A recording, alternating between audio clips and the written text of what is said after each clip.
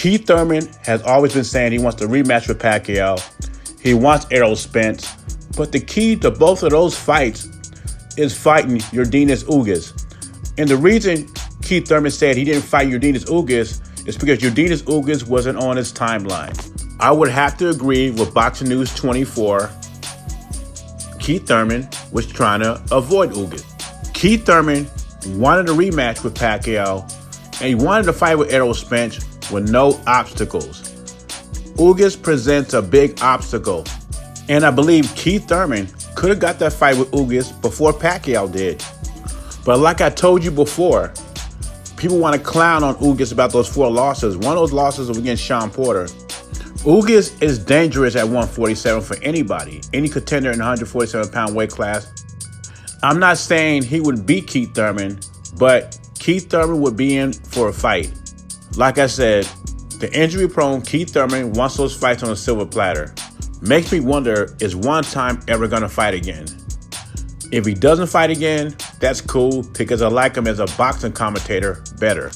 And after saying all this, One Time only has 1 loss on his record, and that's from the legend Manny Pacquiao. Haters stay on their job. Canelo's a big favorite to beat Caleb Plant and become undisputed champion. So the new narrative is Canelo, if he beats Caleb Plant, he won't be legitimately undisputed super middleweight champ. That is a new narrative. And the article goes on to say, Canelo ducked Andrade because he knew Andrade would make him look bad. And then it says he's ducking Benavidez. They said he waited for David Benavidez to lose his WBC belt. Then he went after it. But what I recall what happened was he fought Callum Smith for his WBA belt. Jose Sulaiman put the WBC belt up for grabs too. And that's how Canelo got the WBC belt. But I guess the haters will say Canelo has something to do with that too. And then he fought Yildirim because Yildirim was a mandatory. This would never happen if Benavidez would have made weight. See, people want to blame everybody else for that. But at the end of the day, and I appreciate Benavidez, I like him as a fighter, he admitted it. It was his fault. If Benavidez made weight, he'd be fighting Caleb Plant right now. And then the winner be fighting Canelo Alvarez. And I think Benavidez will get a shot down the line. But it doesn't matter what the haters tell you.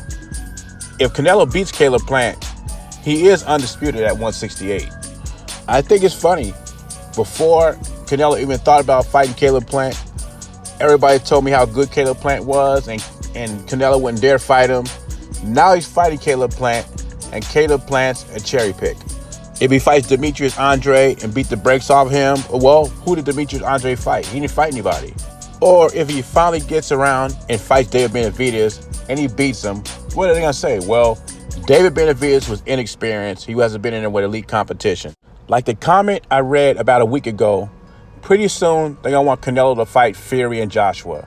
Now it's Canelo's fault that David Benavidez lost his belt. Anyway, leave your thoughts and comments below. JBZ, I'm gone.